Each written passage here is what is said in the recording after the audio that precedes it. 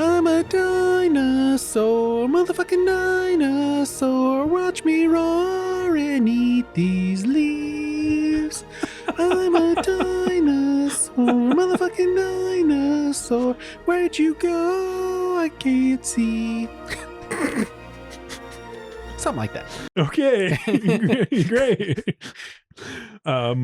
Welcome to episode 1 of Hold On to Your Butts, a Jurassic Park Rewatch podcast about how the biggest show on Earth lost its bite. You think it lost its bite? I don't even 100%. It's only getting bigger. I think you're saying this because you watched them all and you rewatched them all and you liked them. Yeah, and I liked Rebirth. Spoilers, sorry. I liked Dominion. We'll talk about it. Yeah, we'll get to it in to 6 weeks. But yes, it lost its bite. It's no longer culturally relevant at all. Biggest. In the 90s, Jurassic Park was the biggest grosser in history as a movie. Only deplatformed by Titanic. Yeah. Well, you know, at the time.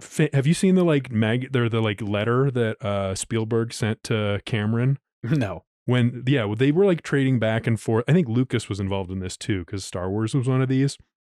But they would send each other these like super like onanistic, which, you know, masturbatory, like, okay. Hey buddy, you know, like you're great, you know, you congratulations on unseating my movie as the #1 movie. Okay. Like we're the like guys. Mean Girls. They're mean girls each other. Kind of, but also like patting each other on the back, like we're the hotshot guy. Anyway, it's worth a look.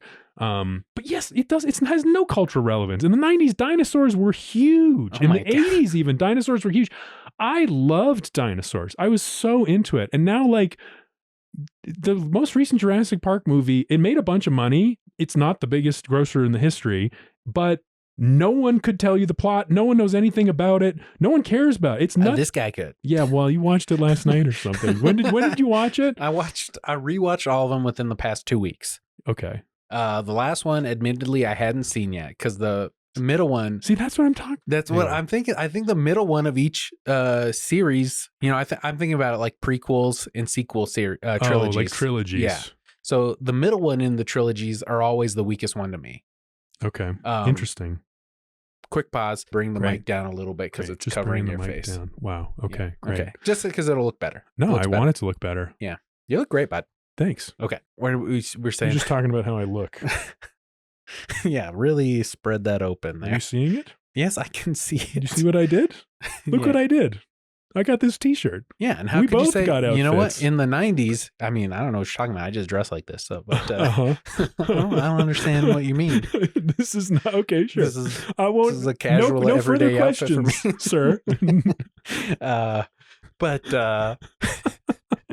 Yes, I do plan on dressing up like a character from every movie we watch. So we'll see about that. Honestly, good luck. I got my vest in the mail. Okay, are you going to do Vince Vaughn for the second one? Oh my God. Let's wait till we get there. Okay. I forgot he was in it. And then I watched the trailer for it because I've only seen the first one right now. But I forgot Vince Vaughn was in it. I think he might be the serious Vince, not funny Vince. Don't tell me if that's we're talking about the first movie. Okay. So you honestly don't remember any of these movies.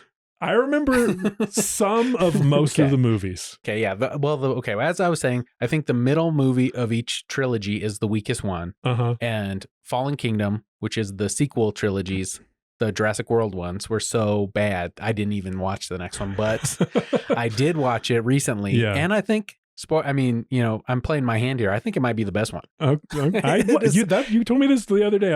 I'm excited about it now. Yeah. I enjoyed it quite a bit. We'll have to do our rankings after each one. Yeah, right now, what we should do, right now, Jurassic Park sitting S tier for me. The first Jurassic Park, S tier. The one. S tier Jurassic Park movie.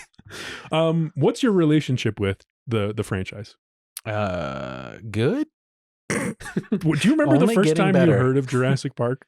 I remember the second one the most because I was born in '89 and that one came out in like 2000 or '97. So that was my dinosaur years. Young kid into dinosaurs. '93 was a little too young for me.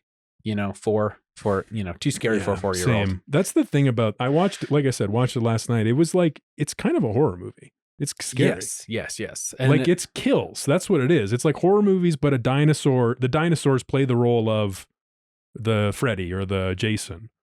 Yeah. And and each movie until I think the sequel series, they open with a kill, like a dino kill.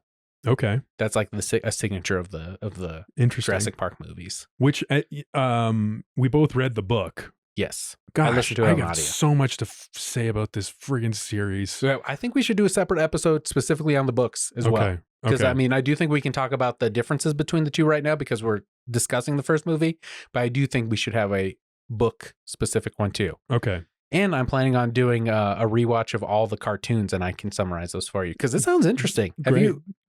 I've watched some like recap videos of the cartoons, and they sound good. Yeah, I played some of the video games when I was a kid. I don't do cartoons now. Okay, I'm an adult man. And, cartoons are for everybody. Okay, so I don't know if I'm going to be joining you in that. If I get really into it, I might. I think it'd be fun for me to describe them to you. Oh, yeah. Okay, yeah. I can give you a little summary of what happened in between because I think each a season of each cartoon happens in between each Jurassic World movie. Oh, yeah. This is the Camp Cretaceous. Camp Cretaceous, yes. And I saw that. Yeah, now there's another one where it takes place like they're 6 years older. Interesting. Yeah, just started. Okay. Anyway. So your relationship with Jurassic Park, like when you were a kid. I was more aware of them, in the second movie. And I remember seeing Ian Malcolm, Jeff Goldblum. Yeah. Just being real Jeff Goldblum. Yeah. And me being like, is that what a man is? Like, is that how I should be acting? That is what a man is.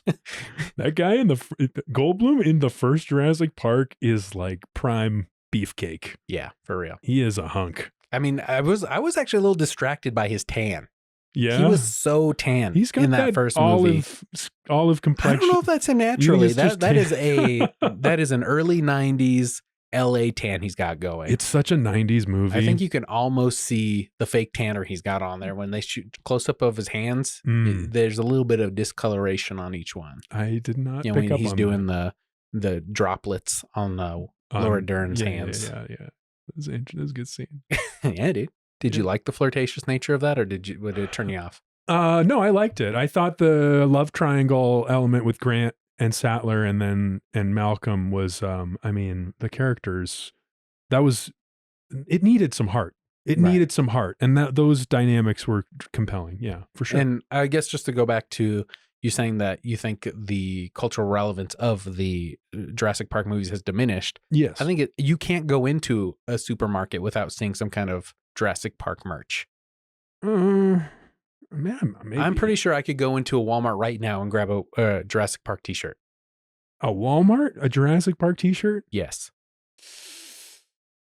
Underwear. Maybe you're right. I do remember having some Jurassic Park underwear when I was a kid. Did you ever get Underoos? No. You didn't? No, I don't think so. Branded Underoos, I guess. Batman was a big one for me. Uh-huh. I had some Batman underwear. I had some Jurassic Park underwear. Yeah. You have any underwear now that has a brand on it? That's for me to know. Okay, great. It has Jeff Goldblum's face on the crotch. Out of respect, Sure. Yeah. Yeah. He's great. He's my favorite character. Okay. We'll talk about it. Well, you're messing with the headphones. It kind of messes with your hair. Does it mess it up? Yeah. Okay. Talking so much about Goldblum, I'm getting self-conscious. Why? Like, how do I stack up to Goldblum? Is that's I probably shouldn't ask that question because it's not good. Oof. Not many do. I know, exactly. Yeah. And he's only gotten more relevant culture, Goldblum. But he's got some interesting, mannerisms. Yes. That I didn't notice back then. Yeah. When the first introduction of him in the helicopter, where he's like, you guys get no dinosaurs? And they're like, yeah. He goes, he does like a growl thing. Yeah. Yeah. I was very keyed into his mannerisms. He was like, he's interesting. He's got a way of moving that's like a little jittery. It kind of reminded me of like what Heath Ledger does as the Joker in The Dark Knight. Oh, interesting. Like, which is sort of like a Tom Waits in the 70s, kind of like mouth noises and like sort of shaking it up, just shaking himself all around. He's the best. He's the star of the movie. Goldblum. You think? Yeah. Well, he's definitely the main character in the book. I was actually just talking to my wife about this last night. We think Sam Neill's character is definitely more the main character in the movie. I do think Sam Neill's Alan Grant is the main character of the movie. I don't know if I think Malcolm is the main character of the book. Oh, really? No, I think I think Alan Grant is the main character in the book as well. That's not how I got But it. I don't know. The book was like kind of like fell apart on me. Really? Yeah, the dino action in the movie is like exciting, and the dino action in the book is like dull. I thought they had more dino action in the book. They had the Lots whole scene more. with the river. The Yeah. river thing I thought was fun. I was like, damn, it's too bad they didn't do that in the movie. That was very fun. I guess they brought that in the third movie. I read some quotes from Spielberg. I read some stuff about the making of the movie, and apparently he what he did was the way it started was he had a lunch meeting with Michael Crichton, and they were already working together on ER. Like Michael Crichton was this like former doctor who then went on to write novels. He had the idea for ER. Spielberg, I think, was a producer or something, or like he was working on ER. And it was the late 80s, and Michael Crichton had this idea. He had been spinning on it, like, what if you cloned dinosaurs? What if you brought dinosaurs back? And that was from the early 80s. And then the late 80s, he had the idea for the amusement park element of like, the only reason why you would do it is for entertainment value. And so that's when he folded that in. And then he folded in the chaos theory thing last. And so I think that's when he had the lunch with Spielberg, and Spielberg was like, that could be the biggest movie in the world. Interesting. So they were working together before the book published. Okay. Yeah, because I thought you had mentioned something about him saying like, hey, save this character for the sequel. Yeah, Malcolm sort of dies in the book. Yeah, they leave it ambiguous. It's ambiguous, but then definitely because Goldblum is such a hunk. Yeah. Spielberg was like, we need him in the sequel, so put him in your second book. You think he's the main character? Because my wife, we were watching it last night, and she was definitely like, he works better as a side character. He's got all the funny jokes. I think he's the got the best quips. character. Okay. Not the main character. Main character, T-Rex. T-Rex is kind of the hero of the movie. Well, after this movie, it's such a hero. He becomes the hero in all the rest of the movies. Oh, really? Oh, sorry. Yeah, I know you haven't. Damn it. Let's just talk about this movie. Okay, yes, we do want to keep our reviews within the parameters of the movie we're reviewing at the moment. We'll get to that when we get to the next movie, I guess. But yeah, two main villains, I think. You got the T-Rex, you got your big dinosaur villain, and then you got your smaller dinosaur villains, which are the raptors. I think there's in each movie, there is a one that falls into one of those two categories. Mm-hmm. And usually it's the raptor. I mean, it's the raptors and the T-Rex. Mm-hmm. But then some others come in to play later. You'll get there. Okay. Looking forward to it. Did I answer your question about, or did you want to answer your question about when you first came, Sure. Jurassic Park first came into your consciousness? Yeah, I mean, it was when I'm the same age as you. So for me, it was like the same. When I was that young, 36. Like oh, it's been your birthday. Yeah, you turned on the, yeah. I'm 35. Thanks. Great friend. We actually went out to dinner on my birthday. So. What was it? Jurassic Park. What I really loved was Dinotopia. Do you know Dinotopia? It's another book where humans and dinosaurs live together side by side, but there's like it's like a hidden island, but it's like the size of Australia, and it predated television Jurassic series. Park. They made a TV show that was quite bad based on it, but okay. It was like, it's kind of the same idea, but it's not an amusement park. It's just like a civilization where dinosaurs and humans coexist. And they have science, and they have like games and stuff that you play together. So I loved that. And then Jurassic Park fit right into my dinosaur We're obsession. talking about this movie right here. This cartoon? No, it's a book. It's like a children's book. Okay. Yeah, it has these beautiful hand-painted things. So I was obsessed with dinosaurs. I wanted to be a paleontologist when I was a kid. Sure, yeah. I thought I'd like to, dig around on things and it's cool. Climb trees. Okay. Not sure. Well, he climbs trees in the book. I mean, they get stuck in a tree in the book. But that's not his paleontology in the work. His paleontology work is... Sure. I had an obsession with climbing things as a kid, but I was a fat little boy, so I didn't have the upper arm strength to pull myself up. Big embarrassing thing in my life. Can you now? What are you climbing now? I do some pull-ups now. I finally, at 35, I think I've been able to do 3 pull-ups in my whole life. It took me a long time to work up to it. That's your lifetime running total? Yeah. That's probably the right way to track pull-ups. It's been a long journey for me. Yeah. And it's the journey of a lifetime, some would say. Uh-huh. And but I haven't tried to climb a tree in a long time. Mm-hmm. I had a stint in college where I climbed the trees around the campus. And then we'd yell at people Huh. Weird time in my life. Yeah.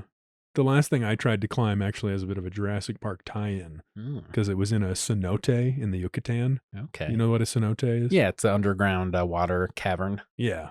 Which was made by a meteor hitting the Earth way back in dinosaur times. That made the cenote? Yeah. Okay. Yeah. That's like one of the theories of how the dinos died. But anyway, I was climbing. They drowned in cenotes?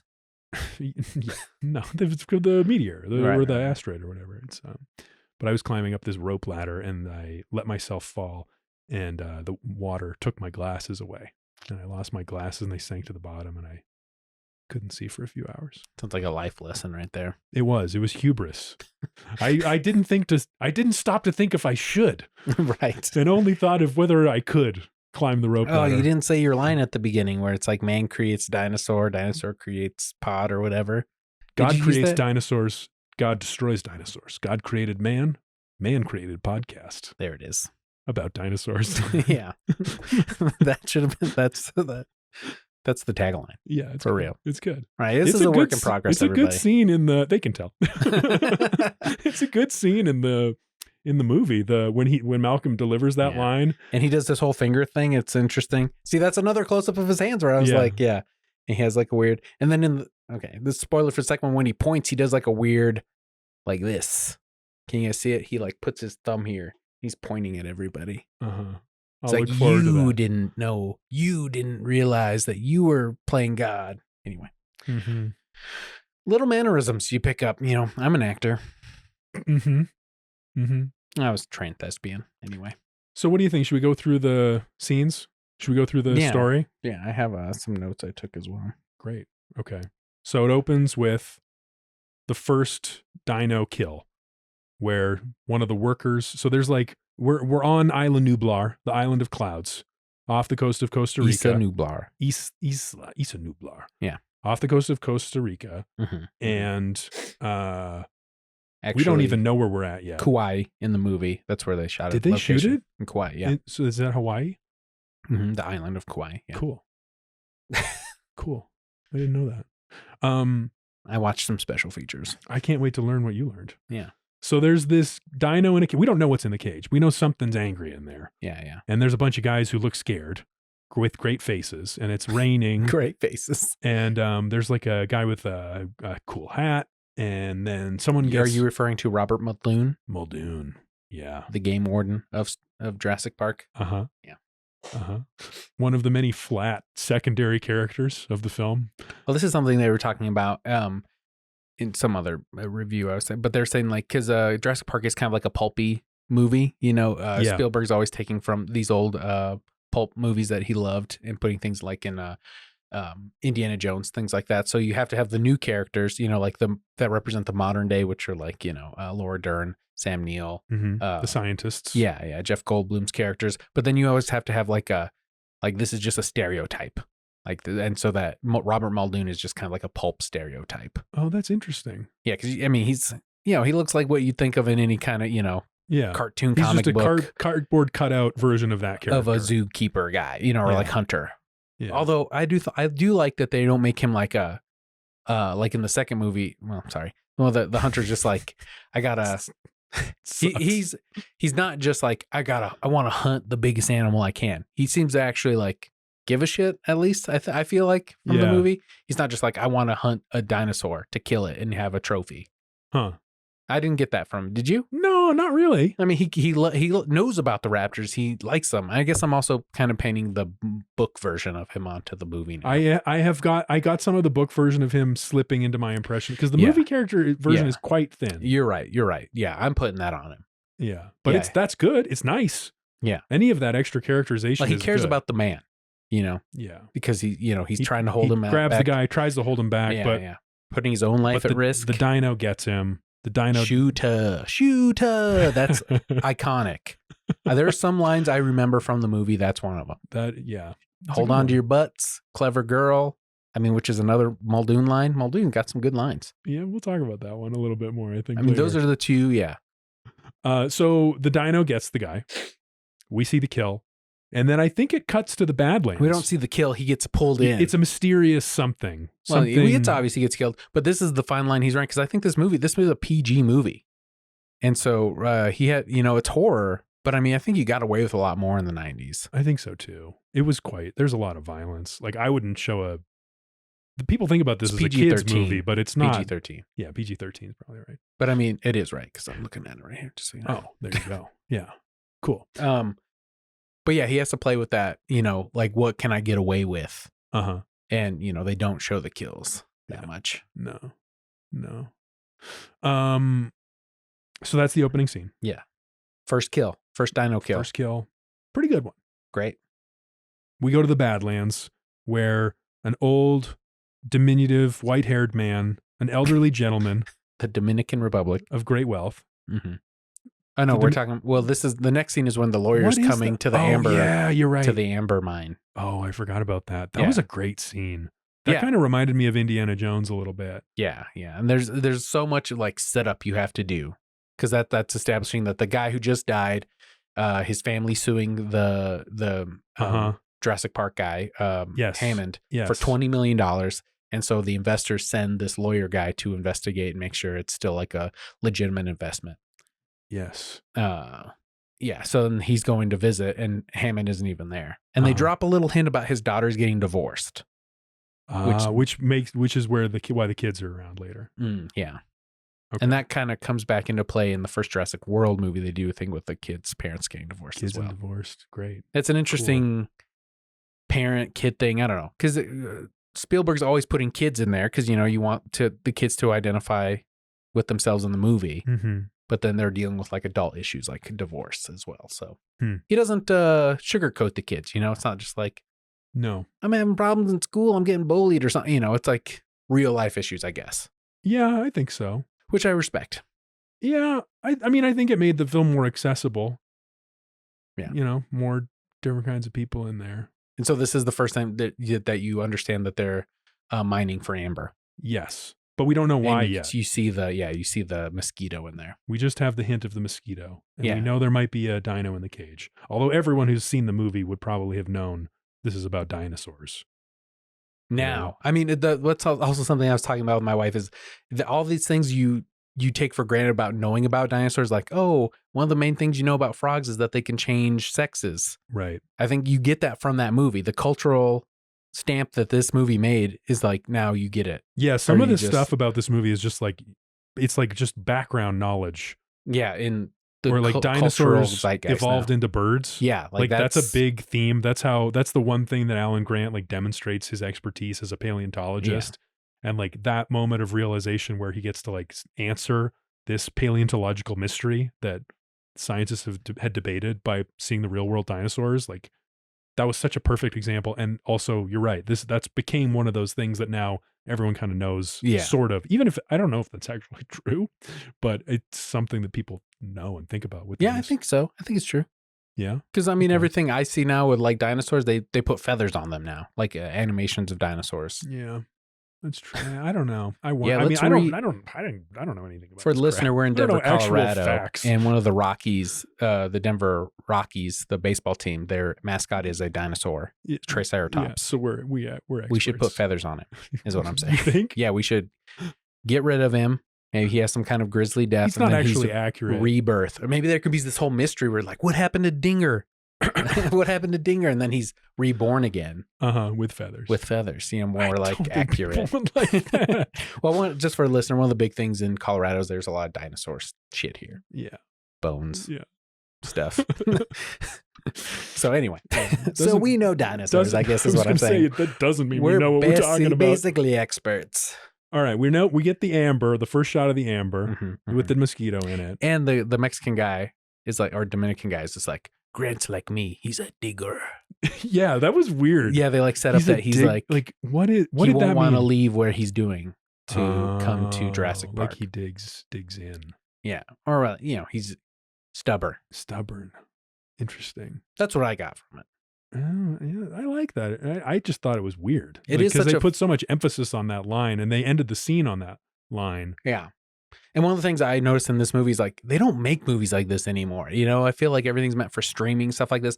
Every scene is building towards something. Everything is like informs That's the Spielberg. Next thing coming. Yeah, it's so good. He's incredible. Yes, it's a masterpiece. Yeah. Everything makes sense. Everything's leading to something else. It moves fast. Yeah. And for how much exposition they have to do It's in a the first masterclass 30 minutes of this exposition movie, dumps. Yeah. of like, it's like a complicated premise. Yeah, for real. Like there's a lot of science and like backstory of this. And then to get to the action and the wonder and all that. Anyway. Yeah. We're in the cave. We got the amber. Yep. Then we go to the Badlands. Yep. Where we meet Alan Grant and Ellie Sattler. Yep. AKA Sam Neill and Laura Dern, who are a paleontologist and a paleobotanist, respectively. And they're digging up a velociraptor skeleton. Mm-hmm. And we see Grant's talon, velociraptor talon. Mm-hmm. We see him mercilessly bully a young boy. Make this boy traumatized. Because he called him a 6-inch turkey. Or like a 6-foot turkey. Right, the bird thing gets set up there. Yeah. He sets up the bird thing. They set up that he's not good with technology. Yes. Yeah. Or kids. Yeah, or kids. Which also, that's the arc, right? Is like Grant shows Sattler that he might be a good father someday. I suppose. Or that like he grows to care about kids. At least that he can. Yeah. I guess what we're going for is like he doesn't want to be tied down. He likes to dig, and she would like a family at some point. Like that's the dynamic they set up in that scene where they're going back to their trailer. Mm-hmm. He's like, "You want one of those? Kid smell." So they go back to the trailer, and that's where they find the wealthy, white-haired, diminutive John Hammond. Yes, a terrific character. This iconoclastic, eccentric millionaire who's been in the shadows funding their digs for some reason. He's just a dinosaur lover. Richard Attenborough, so good. Spared no expense. Also a memorable line. Because he says it like 6 times. Yeah, but also. Do you know Richard Attenborough? Was he anything to you? Do you No. have any? I mean, I knew him as the Jurassic Park guy. The only other role I know him as is he plays Santa Claus in the 90s remake of Miracle on 34th Street. And that was a movie that I really loved. And so he has this warmth to him, to me, that like bringing that onto his, which I think he does bring to Hammond, that warmth and welcoming kind of like, he's excited about what he's done more than anything. Mm-hmm. I think he's great. He's my second favorite character in the movie is Hammond. Okay, interesting. Do you think you identify with that? Someone who's like, what have I brought into this world? Am I an amusement park guy, or am I? What have I brought into this world?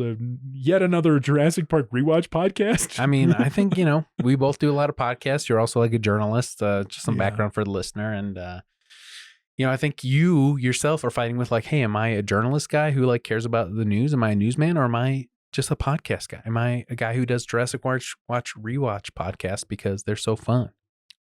You've brought plenty of pods into the world, and you're like, hey, am I just like Spielberg? This guy's a stand-in for Spielberg in the movie as well. You think? Oh yeah. You think Hammond is this? How so? Well, because he's like he's building these attractions that eventually kill people, and Spielberg's like, hey, I made Jaws, I made the blockbuster, but I also want to be taken as a be thought of as a serious filmmaker as well. Like, what have I done to film? Because everything's trying to be, I mean, this is like the biggest blockbuster at the time, right after this movie's made, and then he makes Schindler's List. Which he was working on at the same time. Yeah, concurrently. I mean, they only greenlit, the studio only agreed to make Schindler's List because he's like, I'll do this first. And, so he's like, am I the serious filmmaker, or am I the blockbuster guy? And in the book, we all know Hammond dies, but he makes him live on in the movie because he wants to have hope for himself, I think. That's an interesting theory. Okay.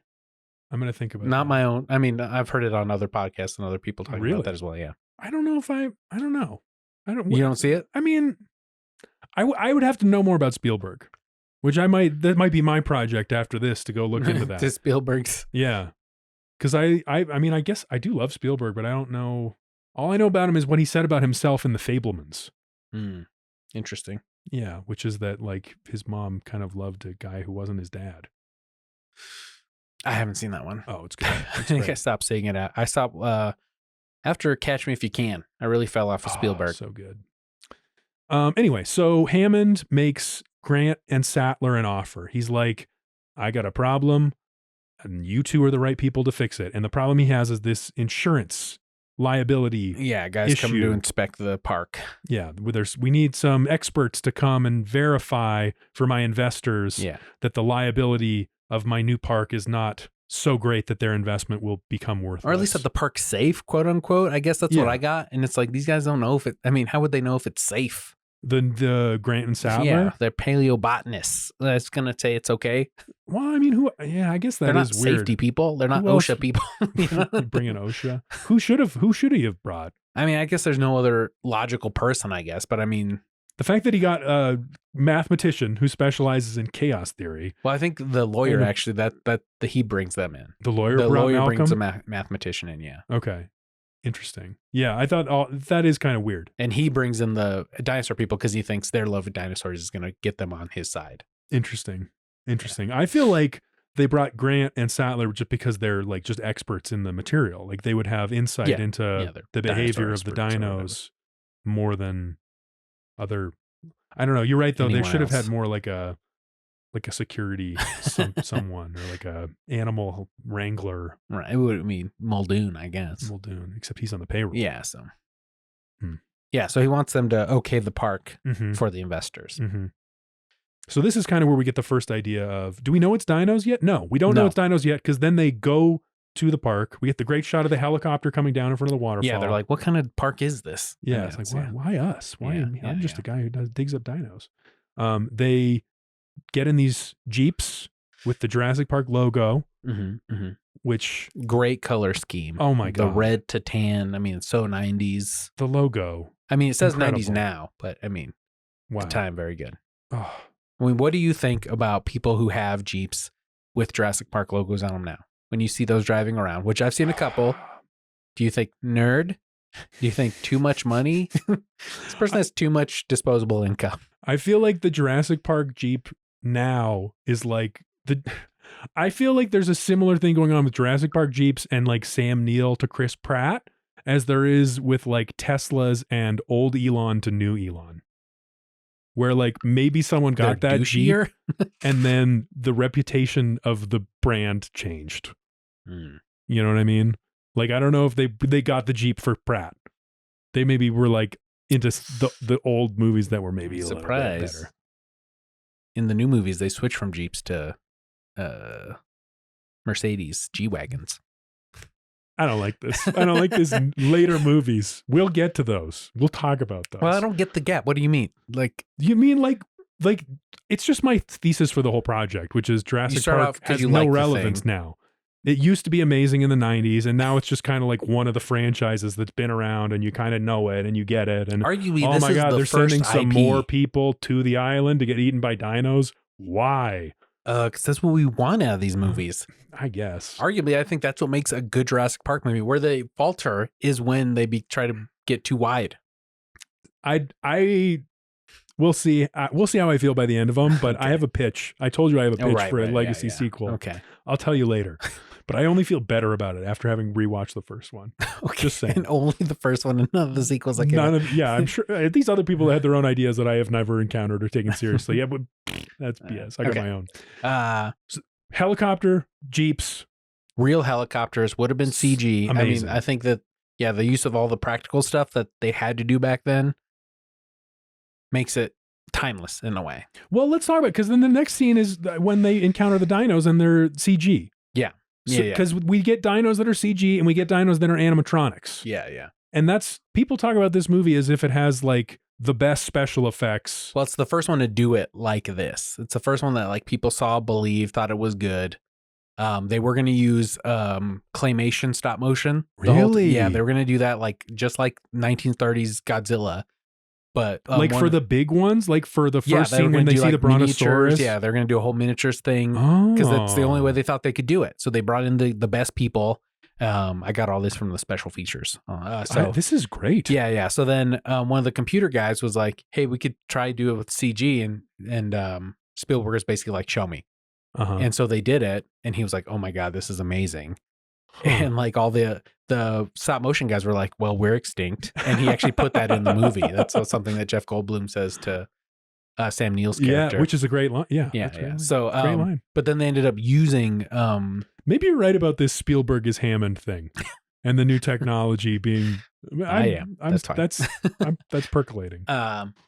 So they started using all the motion graphics stuff, the CG stuff. I mean, and there's only like a couple minutes of CG in the whole movie. So and I think, and that's something I think Hollywood's constantly really relearning, is that you have to use both, because you have to have some elements of real stuff. I mean, this is something that the Fantastic Beasts movies ended up doing very well, I think, is they used a mixture of both CG and real, which I think made it just so much better. Yeah. You want to talk about the other good things about the Fantastic Beasts movies? Yeah, dude. Because that'll be a short segment. Jude Law, great. Yeah, Jude Law's good. Good. Well, I mean, I just think that's another example of a big Hollywood movie doing it right. Yeah. But it took 30 years. Yeah, I don't know. I mean, it's hard to get right. CG's, I don't know. But Jurassic Park is like, the Brontosaurus, did you think it looked good? Looking back on it, do you think it holds up? I mean, yeah, it's aged a little bit now, but I mean, that whole scene is them reacting to it, and that's what makes the scene. That moment of shock and awe. When they're feeling it. Yeah, when they're taking it in. And this is something Sam Neill said in the Vanity Fair interview that he did for the 30th anniversary. He was like, CG will never replace humans, because it's their reactions to the CG that sells it.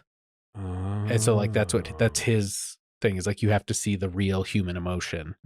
Okay. And that's my hold on to your butt moment right there. I mean, of this movie is that reveal scene. One of the segments we prepared.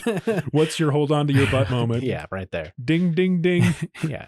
I mean, this is the iconic scene. This is what you think of when you think that first, and then Hammond saying, "Welcome to Jurassic Park." It's a great fucking scene. I mean, the music, you hear the swells, music. Yeah. The light. It's a beautiful day. Yeah. On, how did you say it? Isla Nublar. Isla Nublar. Yeah. It's a beautiful day.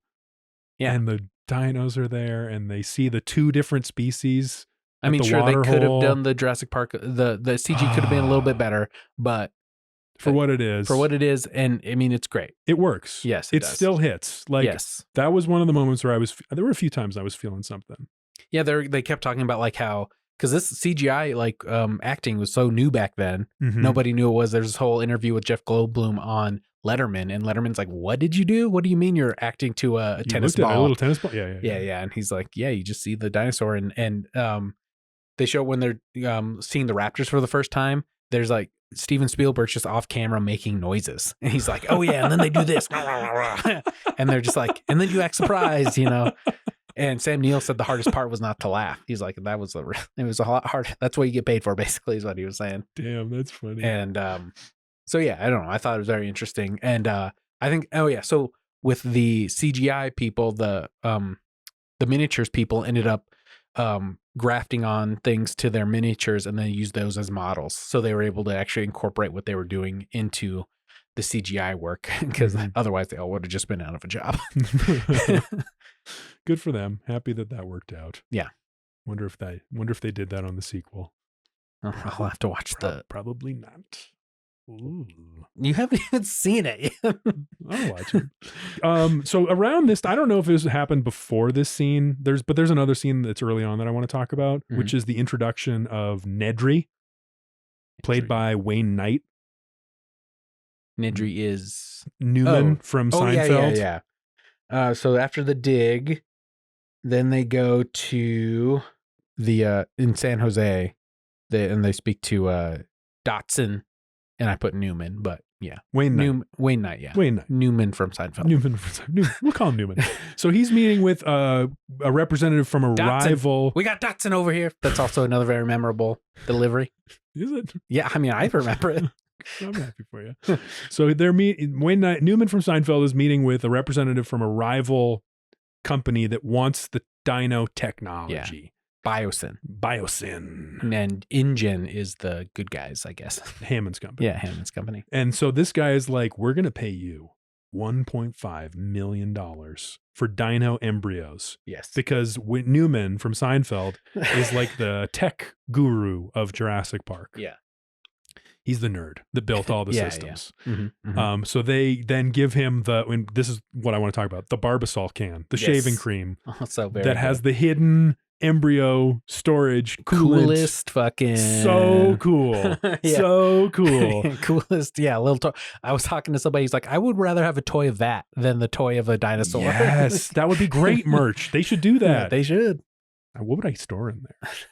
Now, just to see it like pop open and everything, it's just like, I don't know. It was so great. Cool. It's great. It's a great prop. And the shaving cream still came out.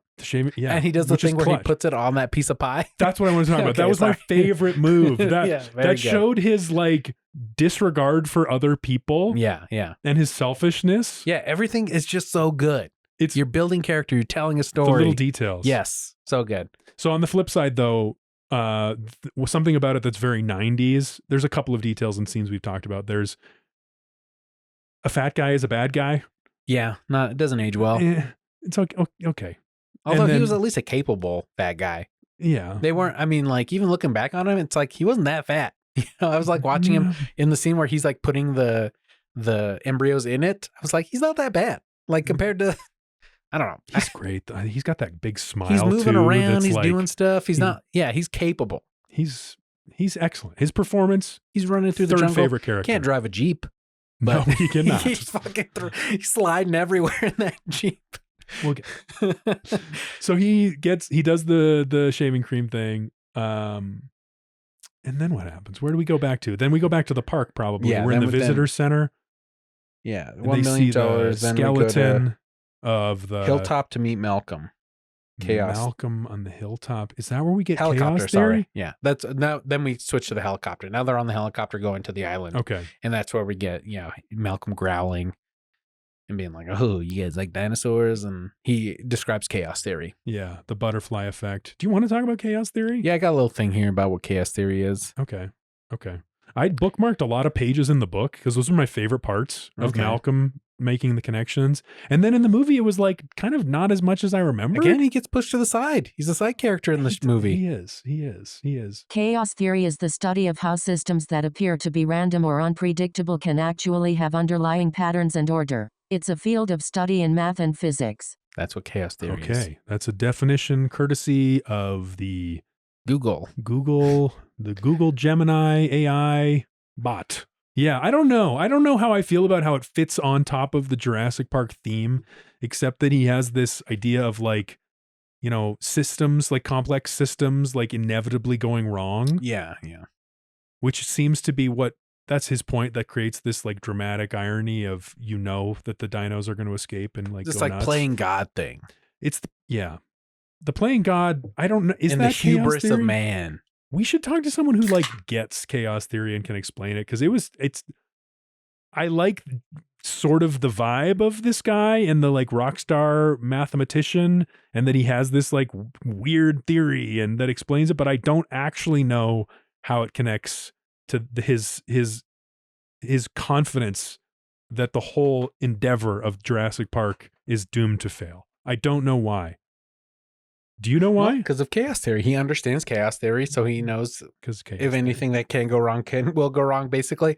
I think this is very 90s. This is like the hot new thing. Yeah. And so it's like, should we, it's like, and he's saying that genetic power is the greatest power, after nuclear power. Yeah. They're all very hot 90s thing. And then I think in the 2000s, it's like cloning.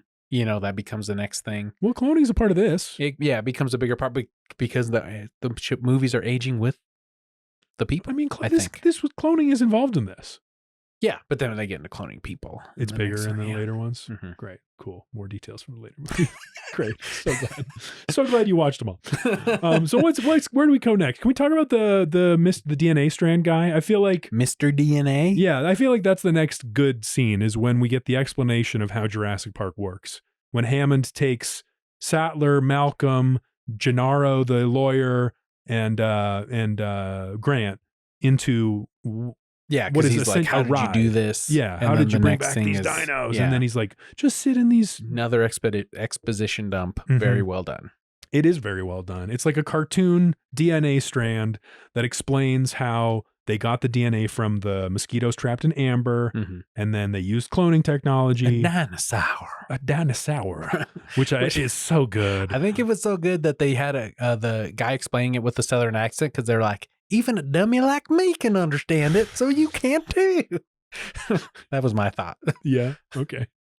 I just thought it was a weird way to say it, and I liked that. I like when people say things a little bit different, because no one else in the whole movie said it like that. But dinosaur. They explain how the dinosaurs are back, and then we're in Jurassic Park. So this is presumably a ride that like the people that stay at Jurassic Park, would this is their introduction to it, which is, I don't know.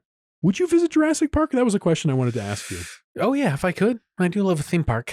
Even after everything that goes down on the island? I mean, I guess in if all it was the movies, real, all the people that die by dinosaurs? So in this reality where I could go to Jurassic Park, all this stuff's already gone down? You can go on one of Hammond's coupon days. Then no. I mean, if I knew what had already happened, then no, I wouldn't go. What about like if he got his way, if Hammond got his way, none of the bad stories got out. And it's just like, it seems like a really... If I could, yes. You take it at face value. I would want to go first, yeah.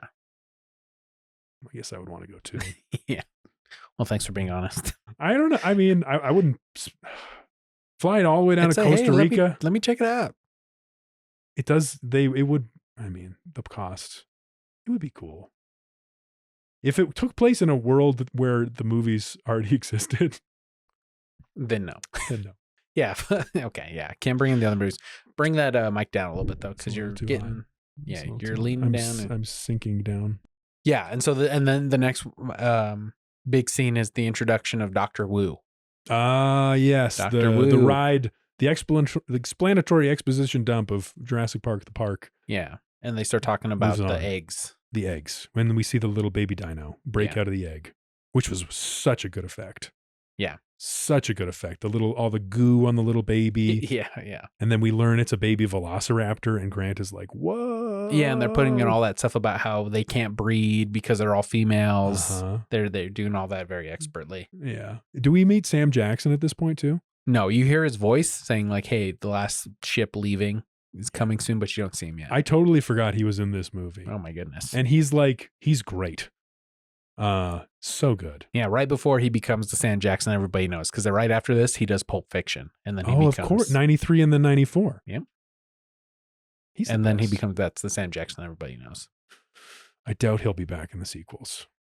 Hold on to your butts. I mean, he did die. Hold on to your butts. Hold on to you. He gives us two hold on to your butts. You never see a body. You see his arm. But you never see the dead body. I guess he could be armless in the. Wait, I'll see. I'll see. I'll see. We get the Dino. We get Dr. Wu, who is the scientist who did this. I also figured it out. Yeah, the big doctor. I also heard someone saying, he's a bad doctor because he's erasing things on that clipboard he has. And they're saying a good scientist would never get rid of something they learned. Wow. So that was like a subtle hint that he's a bad scientist. Okay. That went over my head. And real scientists don't do things in pencil. Interesting. Yeah, I thought that was interesting. That's weird. Okay. Yeah, people have definitely picked apart these movies. Dug into this one. What else? What's next? What's after the exposition? Do they go on the tour? Feeding the raptors. Feeding the raptors is the next day, because he's like, you bred raptors, and then so they go to the raptor holding tank. Yeah, so this is one of the things where they talked about in the special features, is that they had to build all the sets around like what the natural what would you call that? Like the geographic things, like the trees and stuff of an island, the topography? You have to work around the topography of the island. So like they had to find a place where it would work that they would put this velociraptor tank or, holding cell, I guess. Yeah. And happens to be pretty near the visitor center. Yeah. And one of the things is they shot it on the island in Hawaii, and they all stayed together in a hotel there. Oh, really? Yeah, the whole cast and crew stayed in a hotel together, and Spielberg was like, hey, we can work on stuff on the weekends, things like that, or you could... Thanks, boss. And I think it's cool because, like, I mean, that the whole idea of, like, theater and, like, acting and stuff, it's like you're going to a camp. And that's why I think they all really loved each other, and it was like, you could tell that they all had a good time. I think that comes across to me anyway. Because, I mean, the way they all helped. talk about it in the interviews and stuff, they all really love putting it together. And one of the things that brought them together was there was a hurricane that hit the island. Oh, for real? Yeah, because that's a big part of the movie. Yeah, there's a real hurricane that hit the island and really fucked everything up. And they all had to like stay in like, not a bunker, but they all had to go to like a big room in the hotel and like stay there for a couple days. Oh, that's fun. Yeah, and Laura Dern's talking about in an interview how that like really brought everyone together. And like, yeah, it was like a good vibe on set. That's cool. Yeah, I thought good it was for cool. them. Yeah. Probably scary for the kids. Because you got these kids there and they're like, you're not my dad. You know, like, I'm in a hurricane. I'm going to die in Hawaii for this movie. Mm-hmm. That'd have to be scary. So they see the raptor get fed. Yeah. And then Muldoon tells them how dangerous the raptors are. Yeah. Muldoon, he warns them. Well, we see the cow getting lowered in on this like harness thing. Uh-huh. And then I think the cool detail is that like not only is the cow gone when they pull it back up, but the harness is just like ripped apart and mangled. Mm-hmm. And you're like, whoa, that was metal. Brutal. That's serious. Yeah. And they talk about how one of the raptors like killed the other ones, like how like dominant they are. Yeah. Yeah. The just the subtle one hints of like how smart, brutal they are. The smart one, you smart. can see what she's thinking. Yeah, and they're systematically testing the fences for weak spots. Which is all very cool. Yeah. It's great. Mm-hmm. So then we go on the tour. I think then the storm rolls in and Wayne Knight, he starts executing his plan. No, they go to the eating scene where they start talking about, the dangers of the island. Hammond's like, yeah, they're eating. Oh, they eat the fish. Yeah, they're eating whatever and fancy food that he's prepared. Yeah, because they have a chef on the island. Uh-huh. And everybody, he's like, oh, the only person I have on my side is the blood-sucking lawyer. Oh, because Grant and Grant and Malcolm and Sattler are all kind of like turning against, or they're like, this is worrisome a little bit. Yeah. They start to have the hints of. Yeah, they're all worried about the implications of this actually being a reality. And the lawyer is, blinded by money signs. Yeah, that's when he's like, you could charge anything. Yeah. And she was like, oh, we could do a coupon day. Coupon day. I liked coupon day. That was so like disrespectful. All right. And then the kids come. The kids. That's when the kids get introduced. Because they're going to go on the tour. Yep. He's like, oh, we could have our target demographic on board. Which is interesting. I mean, I guess kids are going to love the dinos. Yeah. Yeah. I don't know. You're like, this shouldn't be for kids. I don't know how I feel about the kids. The movie is for kids. I don't know if it is. We loved it as children. It's PG-13. It's kind of scary. Yeah. I mean, maybe like an 8 or a 9. I don't know. I think this is something kids like to be scared. Yeah. I don't know. The whole kids element was like, you're Dr. Grant in this podcast. I'm a first act Dr. Grant. You're like, I don't know about when kids. It comes to kids. I don't think he comes around on kids. I don't think because I mean, he had developed some warmth towards them. Sure, yeah, he could protect them. Yeah, they like him protecting. But I don't think I don't think he's like, okay, I'm ready to have kids now. Mm-hmm. That's not what I got from it. But yeah, they go on the tour. Wayne Knight starts to execute his plan. Lab scene. First Samuel L. Jackson appearance right here. Yes. Yeah. Hold on to your butts. That's when they go on to, that's when they're starting the tour. Yeah. The first hold on to your butts. Yeah. I don't remember two. I think there were two. One. There were two. I think there were two. Okay. All right. Fine. Call in. Can decide. Tell us that Paul's wrong. A fact we could check easily right now, but we won't. We're going to move on. We see Sam Jackson. Wayne Knight launches his plan. The storm rolls in, and we're like, this is getting, stakes are a little higher. Right. There's kids. Mm-hmm. How far into this wrap up are we gonna? Because I mean, we're not like a quarter through the movie. We should move faster. Let's move to like highlights. Let's get to like we'll go to like highlights. Okay. Yeah. The T-Rex attack and the toilet kill. Yeah. You want to talk? This was they don't get to see the first two dinosaurs, the Dilophosaurus. You're right, and they're disappointed. Yeah, but they're establishing that it shoots venom. Yeah. And but it's gone. Soon see. Right. They get to the T-Rex thing. They try to entice it with the goat. Yeah. We find out the girl's a vegetarian. Yeah. The T-Rex attack, when the T-Rex gets out and we see the T-Rex in the rain and we hear the sound. But that's after the Tyrannosaurus. The what? The Tyrannosaurus that's downed from eating berries or whatever.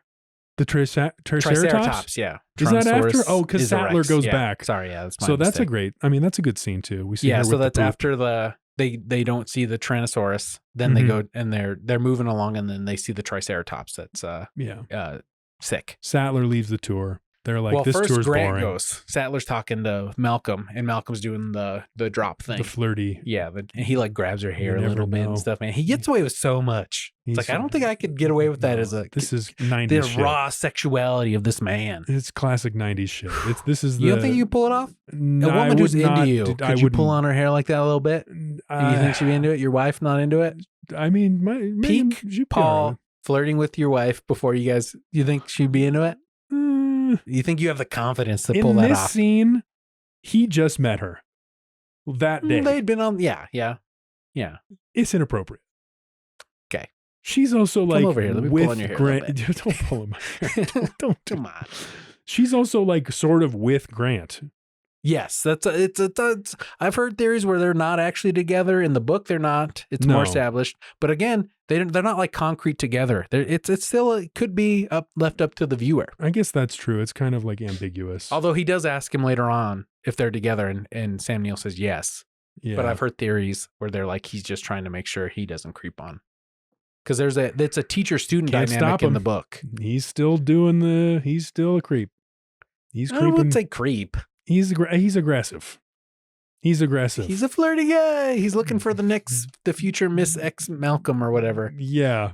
Which is been not a great divorced line. 3 times. Not a great line. He's a bit of a creep. He's got kids. Yeah. Who we don't see. Yeah. We do in the next movie. Do we? Yeah, Okay. I can't wait for you to see it. Can't wait. Vince Vaughn's his kid. What? No, I'm just joking. Okay. Okay, yeah. So yeah, they see the Tyrannosaurus. This is where they split up. She stays with them. The Triceratops. The Triceratops. Yeah, I'm sorry. It's I'm sick. sorry. It's sick. Do we get into it? Because they don't really solve this in the movie. No, they the solve book it in the solved, book. and it's cool. Yeah. It's like Should we save that cool- for the book review? Yeah. We'll talk about that. So yeah, so this is where they separate. She's like, "Hey, I want to stay with the book." Oh yeah, and this whole thing is where you really see the dinosaur. This is the first like animatronic dinosaur you see up close. Mhm. There's like people under it, breathing, moving the eyes. Mm-hmm. It's great. They do the poop scene. Yeah. She gets reaches her in the hands poop. in there. I mean, you got to get that physical. It's good. I don't think that would be. I mean, they would do that digital these days, and it wouldn't be as good. Yeah, maybe. Definitely. You got to get that visceral. Like It's that. visceral. She's got that huge arm. What do you call it? Glove that goes all the way up to her shoulder. This is another scene where I flagged Goldblum's walking. Was very like walking like a model up Yeah. to the poop, like he's strutting around. Yeah, he's got this androgynous, like almost David Bowie-esque. Yeah, I don't know when vibe. he starts unbuttoning the buttons on his shirt. From the beginning, his but buttons are down. They start. He's got like there's jade. more and more chest exposed. Yeah. And this is he's given looks. My wife, when we watched that, she goes, "Yeah, look at him. Like that was like, I don't know, eye candy for women right there." Mm-hmm. I heard a take. I was talking to somebody I was going to be doing this, and they were like, "Oh yeah, Jurassic Park." I just heard Bob the drag queen said that Jurassic Park is the gayest movie. Interesting. Yeah, because Jeff Goldblum hunk, but then also the dinos are like this. It's just like, that's a funny take. Yeah, that is funny. Yeah, the limp wrist, just for the listener, he did limp wrists.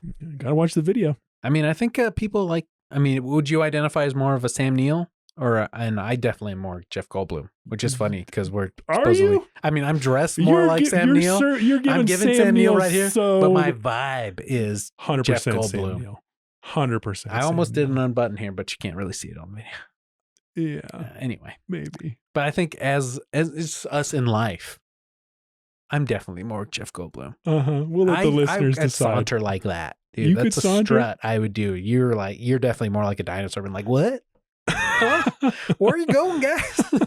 Wait for me. That's the Paul energy you're bringing to things. I feel like I'm the hey guys, wait for me. I'm the dinosaur. You said.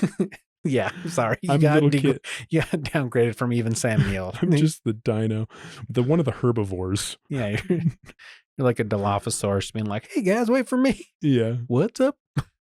Sorry. So we're get the big pile of poop. Yeah, big pile of shit. That's one big pile of shit. Also a very memorable line. Yep. It's a good line. It's a good line. Wayne Knight, the storm is here. Yeah, so now it's going back and forth like, okay, there's a hurricane coming. Yeah. Wayne Knight's making excuses, and they set up that Wayne Knight's having money problems, and that he mentions like, don't get cheap on me, Dotson, in that first scene. Yes. He's like, that was Hammond's problem. Like, that's why he's double crossing him, basically. And then he's not him and Hammond, enough, so him and Hammond have this whole like, I'm sorry about your financial problems, blah blah blah, but they're your problems. Yeah. Yeah. So that's why Newman is doing his embryo theft. Yeah, he's more willing to fuck over Hammond. Mm-hmm. He shuts down the systems as the storm's rolling in. Mm. He hops in a Jeep. He's got like 15 to 18 minutes to get to the East Dock. Yeah, where he needs to escape with the embryos, but he crashes. I think it's only supposed to be a handoff. I don't think he's actually going with them. Oh, really? Yeah. That makes more sense. Yeah, I think. Meanwhile, we're cutting back and forth between this Newman criminal escape and my pick for the best dino action in the movie. The T-Rex escape from the what you thought were electrified fences. Mm-hmm. Its slow approach, the pounding, and then the water, the impact on the water, the pounding, and then it's like, and then meanwhile we're hearing Malcolm talk about chaos theory in this kind of like vague, cool, threatening way. And the group is split between the two cars. So it's like the communication is down. Everyone's isolated. It's so cool. It's so atmospheric with the rain, the darkness, the jungle, the sound approaching. And then the T-Rex busts through the fence and attacks the cars. Yeah, the thing with the light, with the little girl having the light on, and they're like, turn it off. The flashlight. And the Sam Neill knowing, I don't know how he knows, but he knows that the T-Rex won't see you if you don't move. Yeah, that's how good of a dino expert he is. Well, yeah, and then the kid gets the night vision goggles, and the lawyer tells him to put them away. The lawyer runs away. Mm-hmm. Cowardice. Mm-hmm. The lawyer runs to the bathroom. Yeah, setting up the coolest kill. One of the coolest kill scenes. Yeah. So T-Rex Spielberg hates lawyers. Does he? I mean, you couldn't tell from this book. Blood-sucking from the movie. Yeah, I guess so. Brutal kill scene. It's such a good kill. Knocking down the walls of this toilet and then just like eating the lawyer, which is the first person that the T-Rex kills. Yes. It's so good. The T-Rex pushing around the Jeep with the little kids in it. Sam Neill and Malcolm in the other Jeep just being like crapping their pants. Yeah, I mean, when the kids are getting attacked by this T-Rex, I guess in reality it's happening within a couple seconds, but in the movie they're showing everything that's happening, and it just seems like they're just watching it. They're just like sitting there being like yeah, like what do we how do we, I mean, obviously it's a friggin' T-Rex. Yeah, I wouldn't know what to do either. I guess I'd be sitting there, but I mean, you'd think they'd jump into action a little quicker. Maybe. He does though. He does Grant does yeah. jump out with a flare. Yeah, he gets the T-Rex's attention, and then he chucks it into the jungle. The T-Rex comes to him. And do you think Malcolm is a hero in this moment, or is he trying to steal some glory here from Sam Neill? No, I think he's being heroic because he does the same thing. He grabs his own flare and he gets the T-Rex's attention. He says, grab the kids, He does care about kids. It's something that I've heard brought up in other recaps, is that, where Sam Neill doesn't understand kids. He's like, hey, are the kids okay? And Jeff Goldblum's like, did you check in with the kids? How are they feeling? Interesting. And he's like, I don't know, they're fine. He's like, I guess you got to check in with kids. Kids, they get scared, and they have a whole little moment where he's like, I'm not scared. I said the kids are scared. I don't know. They had like a nice little back and forth. I didn't say I'm scared. Yeah. It's good. Those two have this tension. Yeah. Already brewing. Over and I don't think Malcolm's he's talking so much about chaos there. Creepitude. I guess he is over talking about Sattler. Yeah, that creeping over Sattler. Yeah. I don't know if creeping's the right word. I'd say, mulling over, discussing. Mm-hmm. So and then Malcolm runs away and then gets sidelined, bridged. He gets hurt. Yeah. Grant escapes into the jungle with the two kids. Yeah, the car falls over the ravine. Oh, it's so good. It's just like great action. It's electrifying. Yeah, it's very good. I mean, with the scene where the Jeeps turned over, well, these are actually Ford Explorers at this point. They're not Jeeps. Okay. Just throwing that out there. And then it gets pushed down by the T-Rex, and you see the mud come into the Jeep or the car. that moment like So stands out to me good. so like visceral. Yeah. Like just seeing all the mud come in and then being like, oh shit. And I think at this point we also are cutting back and forth with the Newman, the kill. No, Newman's kill comes a later? little bit later. Yeah. Okay. Okay. Well, Grant and the kids escaping in the jungle. Malcolm is hurt. What's next? Where are we going next? And that's when we come back to Newman running away. All right. Let's get that. Newman runs away. He crashes his car. He crashes. Yeah. And then he encounters another dino, a small one. The Dilophosaurus. Is that the Dilophosaurus? Yeah, that's the Dilophosaurus. So he's not threatened by the Dilophosaurus. It's kind he's of like, small. oh, this is weird. He treats it as a dog. He tries to throw a stick, distract it. He's overconfident. Which people said was his hubris, like treating it like a dumb dog. That was like his downfall. I'll say. And this was a pretty good kill. Like anti-save the cat moment.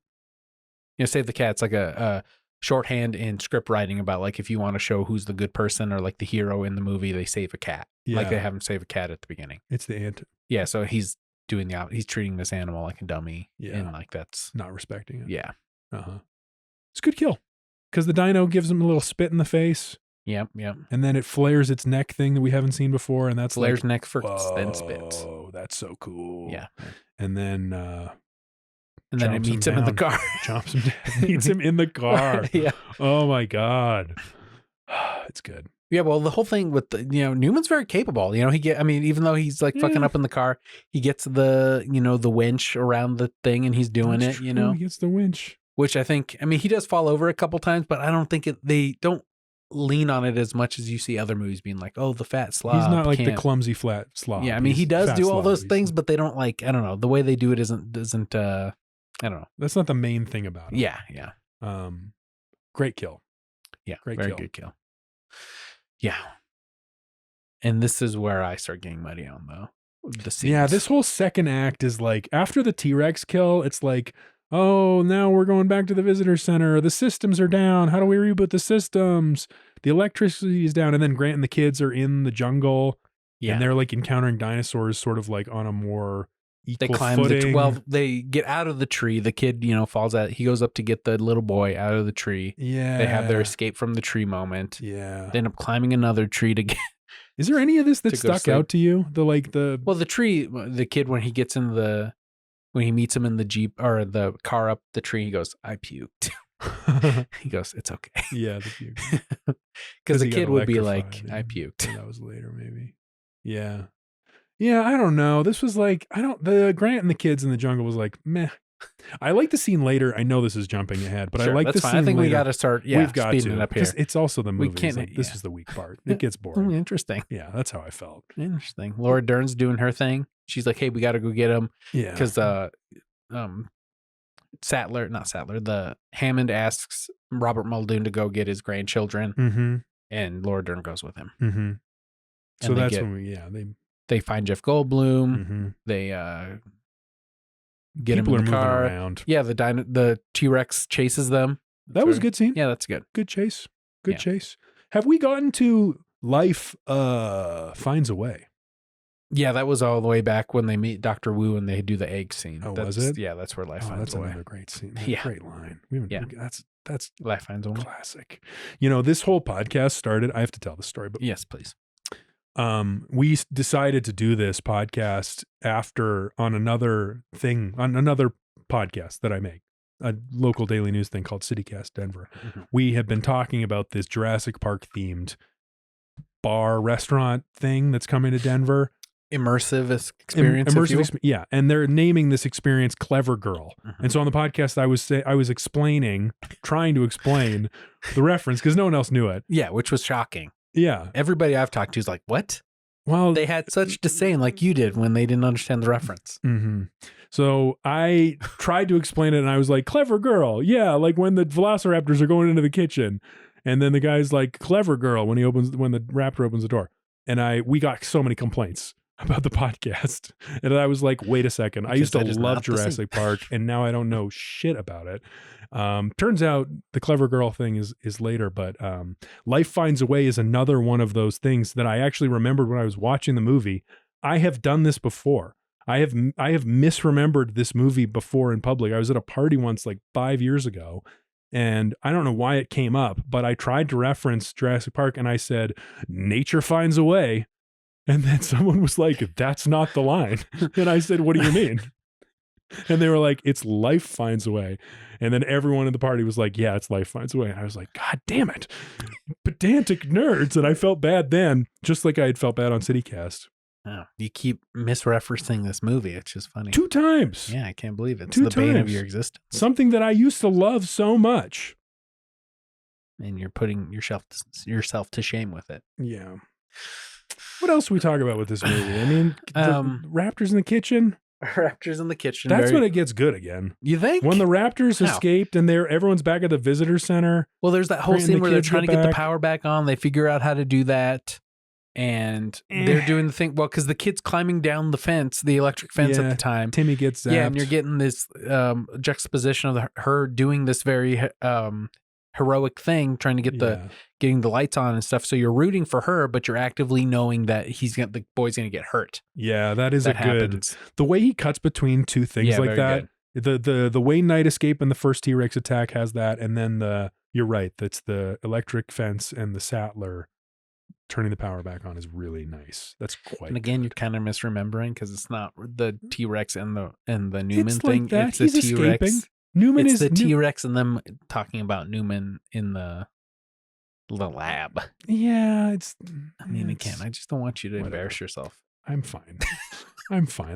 This is not who I am. My identity is not my awareness of how Jurassic Park works. I am enjoying the project. Yes, this is very fun.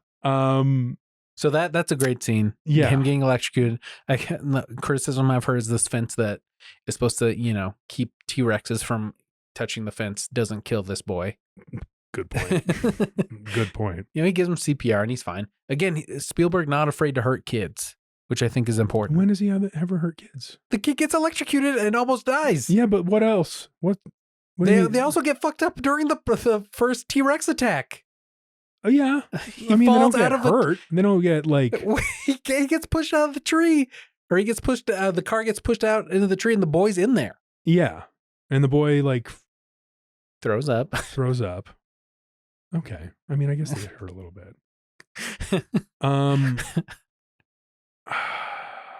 There's one other scene I would talk about. And then that's where you get to the raptors in the kitchen where they're eating. That's very good. I always thought that was a great scene for the kids get back to the visitor center and they get to gorge out on the desserts. Yeah, I mean, as a kid, that's what I wanted. Is it? That Jell-O. How'd you feel this time? I wanted it. I still want everything in that. They're like eating ice cream and just like smiling at each other. Very memorable scene for me. It's a throwback to the Pan, where they have that eating scene where they're all eating. They're all imagining the food. Yeah, Peter Pan. The Peter Pan. Isn't that called Pan? Hook. Yeah, sorry. Hook. Yeah, other Spielberg movie. Yeah. I did not think about that. I just thought I didn't think the food looked good. That's where I was at. I didn't think the food looked good in either of the scenes where they were like giving him green Jell-O didn't appeal to you? No, those desserts were like they didn't. It just didn't look good. It looked like too much. Interesting. And then the way they were gorging on it was like gorging. Yeah, it was. It didn't. It wasn't starving. Yeah, I guess so. Anyway, yeah, and then they see the raptors coming, and then they were in the kitchen. Mm-hmm. But the scene I wanted to talk about was when Grant and the kids were still out in the wild in the park, when they are in like an open field and they see the herd of herbivores, the like smaller herbivores running around. Do you remember this? Yes. And they're like, I don't know what they're talking about, but they just like notice them running, and then they run towards Grant and the kids. And Grant makes this observation that they're running like a flock of birds. Right. Yeah, and I thought that was very evocative. And then, so they hide, and then a T-Rex comes out and eats one of these herbivores, which was also kind of like, oh, that's some cool dino action. That's dino on dino action. Yeah. Which I appreciated that. Yeah. Normally it's that dinos killing the humans. Right. But here this we get is a little nature. like, this is dinos. This is nature. how it would work. This is the park working. Well, yeah. But, in reality, I mean, if the park was working properly, they would never cross over. That's a good point, though. Because that's only because the fences. That's not meant for like the reality of the park. Which gets to this broader theme of like, and I think we talked about the ice cream, like Hammond. I don't know when it happened, but Hammond has that scene where he's like sad that the park is kind of falling apart and he's eating all the ice cream so it doesn't melt. Sleeping in the tree. Yeah. This is while they're sleeping in the tree? Yeah. Oh, okay. So that was a good scene. I like that scene. Hammond is kind of having an argument with Sattler about the essential like problems with Jurassic Park. And Hammond is like, we over-engineered it. And so the fences keeping different species apart is a good example of this. Much like the shark in Jurassic Park. The shark in Jaws. Sorry. In Jaws? Yeah. I'm continuing with the Spielberg is Hammond analogy. Oh. Okay. So Hammond is like, oh, the problem was we over-engineered it. We tried to make it too automated. And that was really the flaw. I tried to save on labor, and next time when I rebuild all this, I won't do it that way. And then Sattler comes back with, no, the problem is fucking dinosaurs. You can't do dinosaurs. And he has that whole thing about his flea, the flea circus. Yeah. I thought that was interesting. Yeah, it was good. It was interesting. What did you think about that though? Like, what do you think is his essential flaw?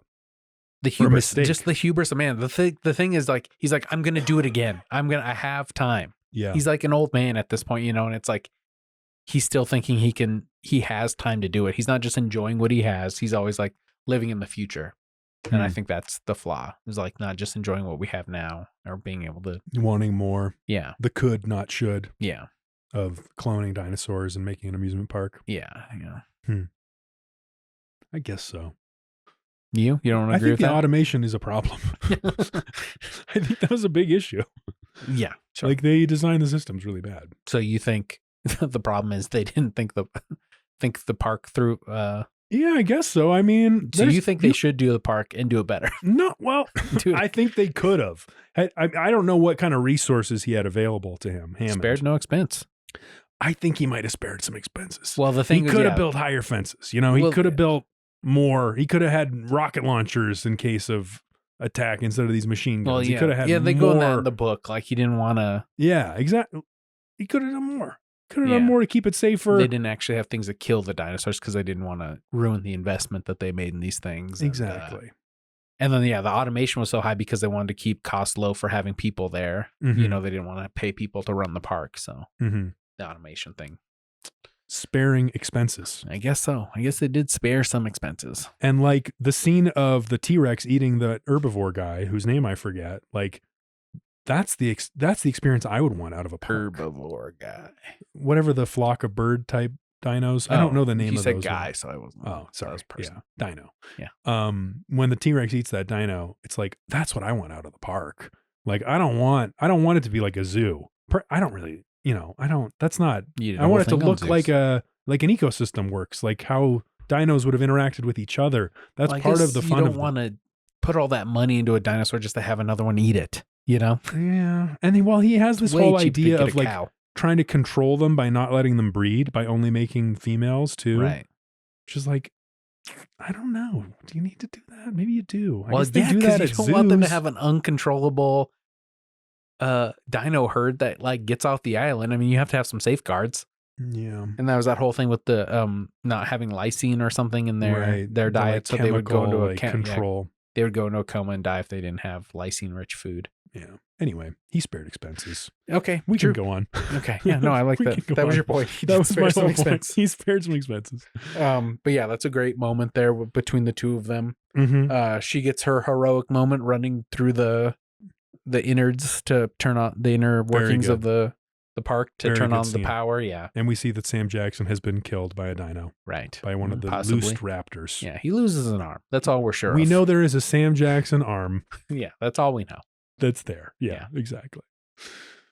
They said that they knew Sam Neill said when he read the script, he knew that character was going to die because only back then only characters that smoked on screen, they always died. And he always had a cigarette in his mouth. He did some great cigarette acting. Yeah.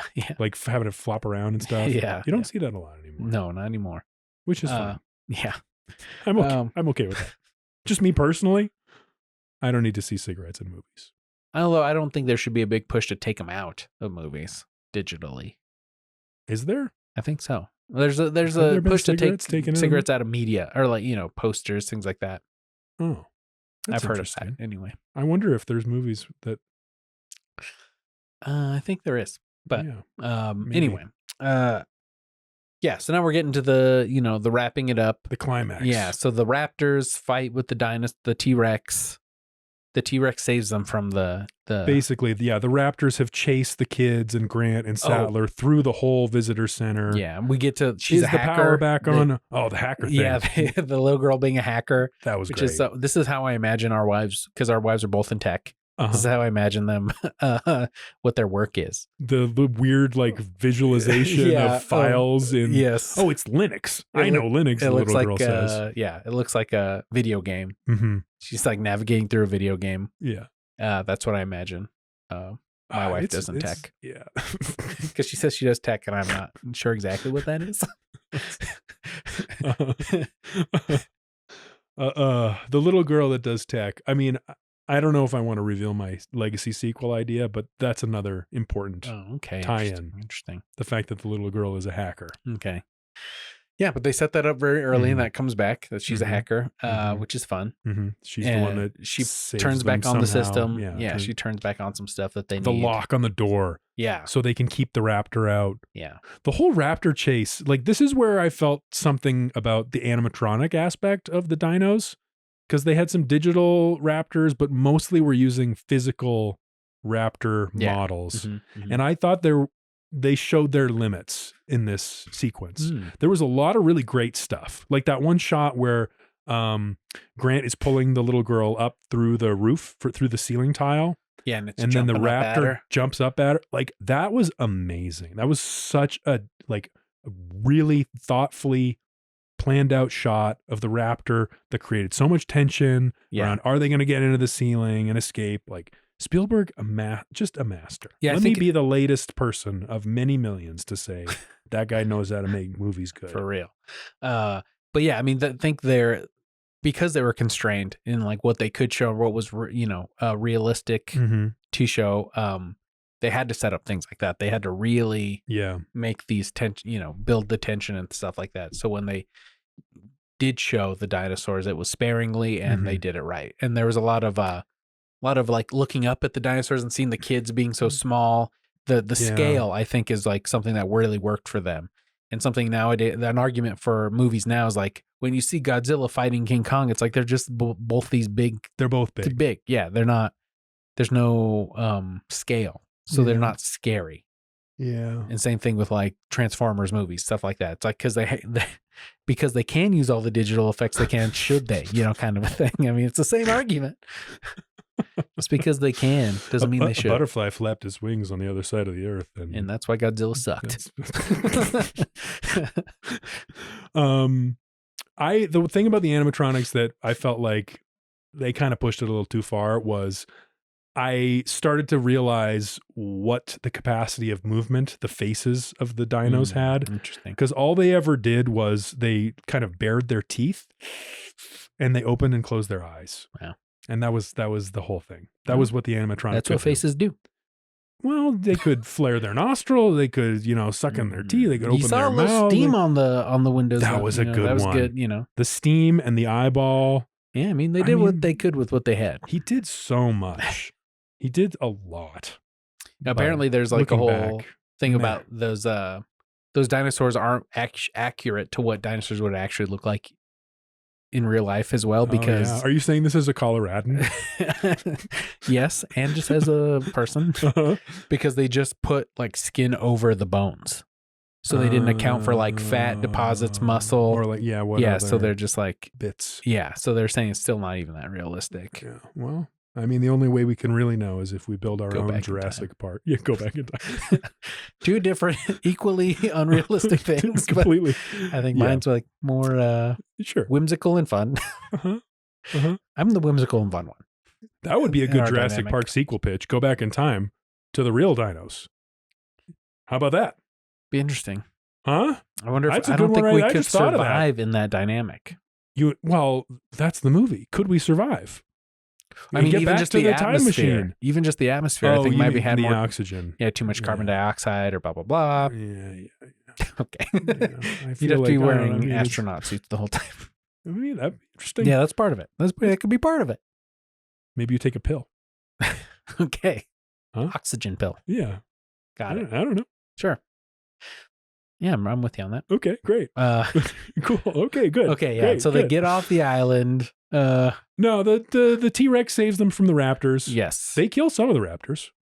Do they? No, I think they trap one or two of them. Yeah, they don't they just like incapacitate one of them. The T-Rex. At some point we see One of Jeff them- Goldblum with no more buttons buttoned. Oh, yeah. Fully hairy he's chest, just- yeah. glistening with sweat, hunkitude at the maximum. Did you know that Jim Carrey auditioned for that role? No. Can you see Jim Carrey doing that? I mean, not as hunky, but I could Right. see him doing it. Yeah. He might have been like a funnier, it might have been Harrison That would've Ford been- almost did the Sam Neill role. I heard that. I wanted to talk about that actually. Because it's, which only makes the point that like, that's just Indiana Jones. This whole character. Yeah, I do Kind like of like the, a gruff adventurer professor guy. and that's something I was going to say about the new ones. It's like, I don't even know what their character names are too much. I just think of them as Chris Pratt and Bryce Yeah. Dallas Howard. I'm I don't excited. think- I'm looking forward to getting there. Okay.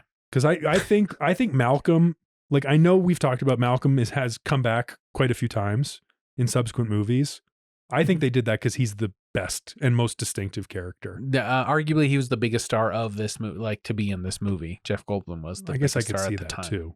But I also think his character's the most. I mean, the rock star mathematician is like much more distinctive than the Such a gruff crazy paleontologist and the Well, it worked for Indiana Jones. I mean, Sam Neill's the Indiana Jones of the movie, I guess. yeah.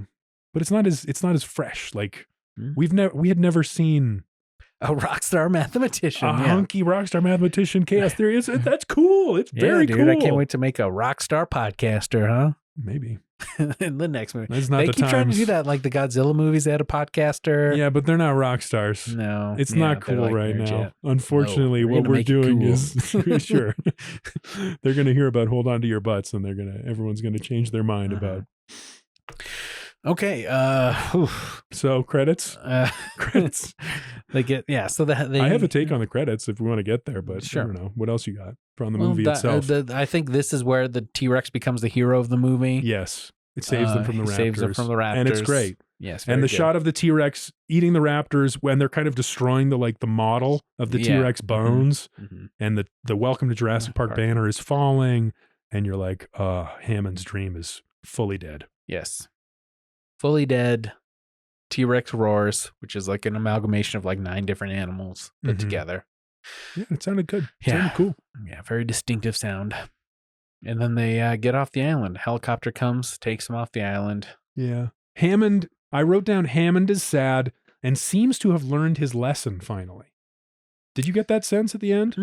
Well, he agrees that the park isn't good. Yeah, so I guess yes, he does. Yes, he does. Interesting. Again, I'm trying not to let the book paint it too much. In the movie, yes, he does learn his lesson. In the book, he doesn't? Well, no, you didn't get to the end. I haven't read the last few pages.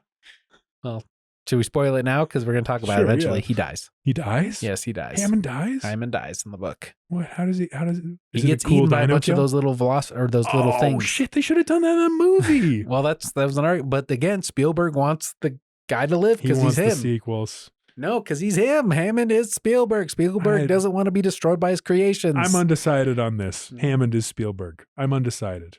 Oh. We'll talk about it in the sequel. And then we lose Spielberg. I think he only does Lost World and then someone else does 3, right? I love that you're guessing now. Who does? You tell me. Tell me. You know. I know you Hammond know. is in the second one. I'm talking about the director of the film because Spielberg we're only going to get to talk Spielberg about does- one more time. Yeah, Spielberg does, but he's an executive producer on the third movie. Right. Okay. Yeah, he directs the sequel, and he tries to put a bunch of stuff in the sequel because he doesn't want to let anyone else do it in the third one. What? Well, because I guess it was the original idea for the third one is when the dinos come to mainland, and so he kind of shoehorns that into the Lost World ending. He does? Because he does. I have a vague memory of the T-Rex in like suburban Los Yep, Angeles. yep. That's Lost World. Yep, that's Lost World. Can't wait to talk about that one. Okay. Can't wait to talk about it. The director of Jurassic Park 3 is someone named Joe Johnston. Yeah, he did Captain America, and he did I can't recall the other big one he did, but yeah, he directs the third one. That's going to be fun to talk about. I'm going to figure out who this guy is, what his story is. He's great.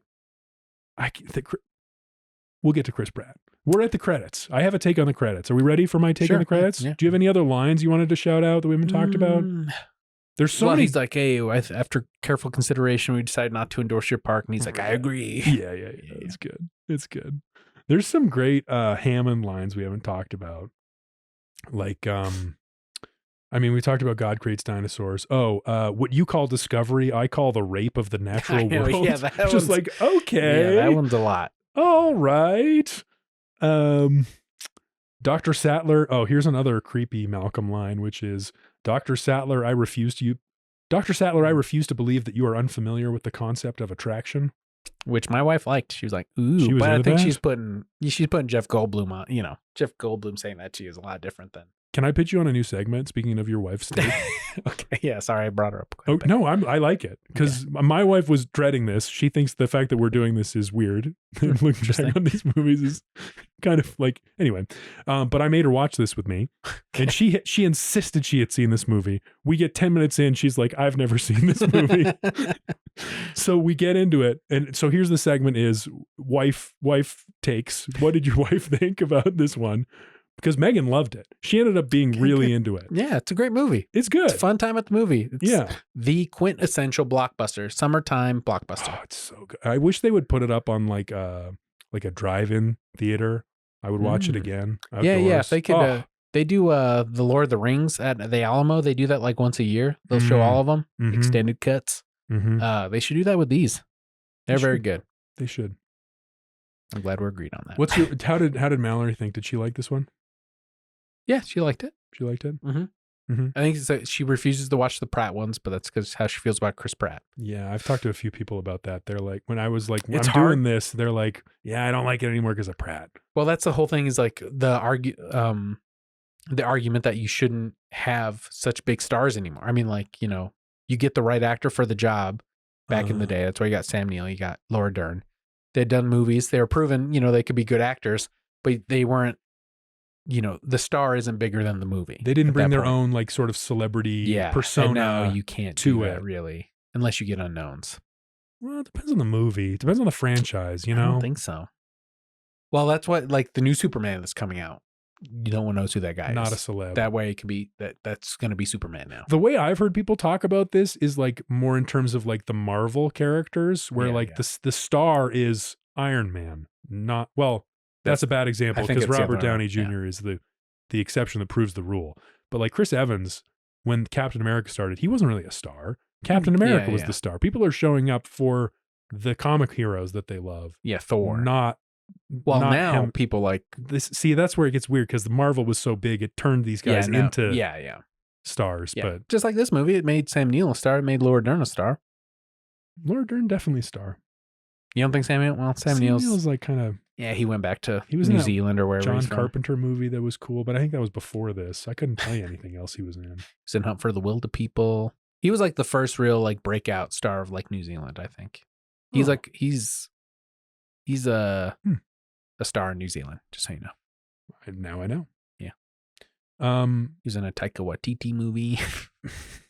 Sorry. Yeah, but like with the new one that's coming out, Jurassic Park Rebirth, I mean, Scarlett Johansson is like, yes, she's what sold the movie. This is the route they went on the new one. I think you can't go back. Genie's out of the bottle. You can't not be a star in these movies, because that's how you sell a movie now. You get a star attached. Well, the Jurassic Park has a unique problem as a franchise because it doesn't like the characters are not the thing that you're showing up for.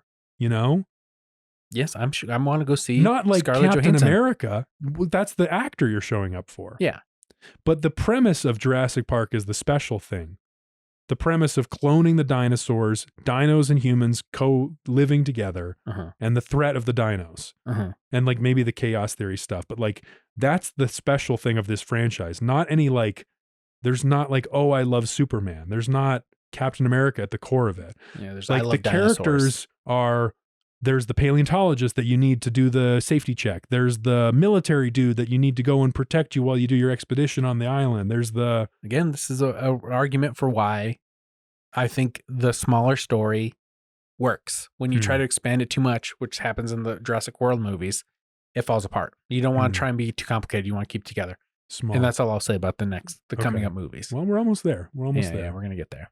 I'll give you my take on the credits.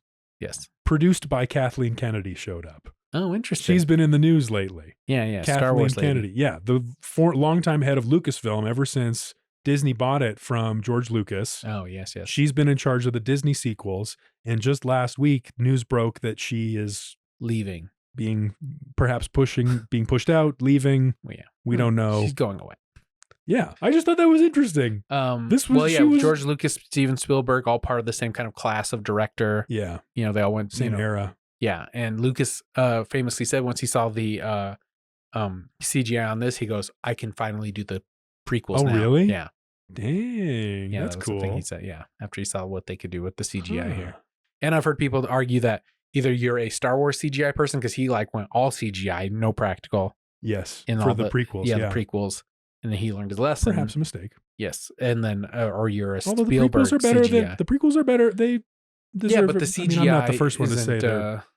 I think the mix of practical and digital, I think you have to do that. Could have been a little more tasteful. Because you can interact with something. You have a puppet you're interacting with that I think adds a level of realism.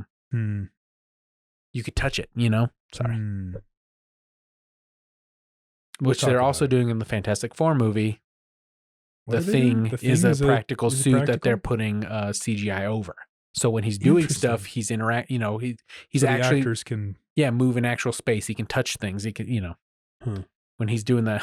Yeah. Sorry, not to date our podcast too much, but there's a Fantastic Four movie that's coming out, and he puts his finger in his mouth to taste some spaghetti sauce in the trailer. I mean, that's an actual, So he did it on a real thing. Yeah, I mean, that's like a physical. I don't know if there's actual spaghetti sauce on there, but I mean, he's putting his finger to his mouth and he's reacting to it. And I think that's some intangible stuff. As a thespian myself, a classically trained actor, I went to school for acting. I went to school for video production. New segment for the podcast, JD's acting corner. I think that's something you need. Tell us about your actor's pain. Who do you actually? Here's the actual question: which actor do you think was who gave the best performance? Oh my goodness! I mean, Laura Dern's reacting, and they say acting is reacting, and she's giving it. And if you see, because she's not always in the forefront of these. I mean, like sometimes when you see the Triceratops, she's crying. She cries. I didn't notice that originally, but seeing it on a bigger screen, you see tears coming out of her. When they're walking up to things, you just see her in the background, but she's acting. She's acting big. It's You're selling me on this. She does great reactions. Yeah, she had a good scream. Yeah, she's almost she's selling it. The T-Rex chase when they're in the Jeep thing. I think it's a Jeep at that point, but she's good. She's good. The role, she overperforms her role. Well, that's kind of, I was like, is this almost overacting? Because when Sam Neill sees the brachiosaur for the first time, he's about to faint, he gets him, and she's like, put your head between your knees, and he falls over, and part of me's like, oh man, that's a little overacty. But when you're in the spectacle of the thing, you're not, it's just part of it, Yeah. Is where Jeff Goldblum's reactions are almost understated. He's just sitting in the car and he's just smiling, he's too cool to be, he would break, cool dude. It would break, that rock star thing he's got going to faint, Yeah, he's not impressed because he knows he's a little impressed. I mean, yeah, he is. I think he's the most engaging performance. I just think that the character is the best. Actually. Yeah, you like that. You like the character. Look, I'm not an actor. This is not Paul's acting corner. This is JD's acting corner. Thank you. Yeah, you're welcome. I got one last question for you. Is this the best movie ever made about insurance? Yes. I think so too. Yeah, I can't think of another one. No, for sure. Yeah. Well, that's that. I hope you all held on to your butts. Hold on to your butts. Oh, you got more? Favorite dino? What's your favorite dinosaur? Brachiosaurus, long neck. Including in this movie only? In general. In general? Don't have one. If you were a dinosaur in this movie, which one would you be? The T-Rex. Do you believe in chaos theory? Do you think there's a pattern to complex systems. No, I don't understand chaos theory. I still. like it. I That's do where think, I'm you at. know, and in the book they talk about like how like big things mirror little things. Like if you see a mountain, you see the outline of the mountain, and if you look at a smaller rock, it still has kind of the outline of a mountain, and Yeah, I you remember keep that part going of the down. book. Yeah, it's very good. I like that a lot. Okay. That things mirror each other. I'm excited for you to be into that. I was compelled by it. I don't know if I believe it. I was just like, this is a weird way of thinking about Did stuff. life find a way? 100% life found a way. Coolest dino action. We talked about that. When did you realize you already seen this one? That was the question. That's you my put. question. Yeah. Yeah. Well, that'll be more relevant later on, but I had seen this movie probably a few times for sure. Yeah. We did it. Look, that's the show. Okay. Yeah. That's the show. All right. Yeah. Thank you, Kathleen Kennedy. Thank you, Spielberg. Steven Spielberg, Stevie baby. You did a good one. Thank you, Michael Crichton. Michael, R.I.P. He's dead? 2008, he died. Oh, wow. Yeah. Thank you, Sam Neill. Thank you, Laura Dern. Thank you to We're just going to go through the Jeff credits and thank Goldblum. everybody. Thank you for the great movie. You did a good one. Did good movie. I don't think you're creepy. Listeners, write in.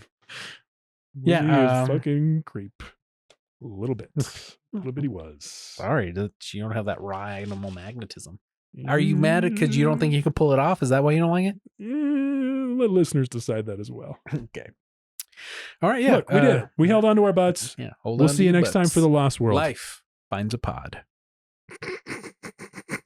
You don't like that one? Oh, it's great. That's good. I think that's it. The end. That's perfect. All right, see you next time. Bye. We're going to do a book review next time. What? And then the second movie? And then the second book. I want to and then the third movie. I'm not reading the second book. Come on, dude. Are you committed to this or not? I'm committed to the movies. Hold On to Your Butts is a left-hand, right-brain production. Produced by J.D. Lopez.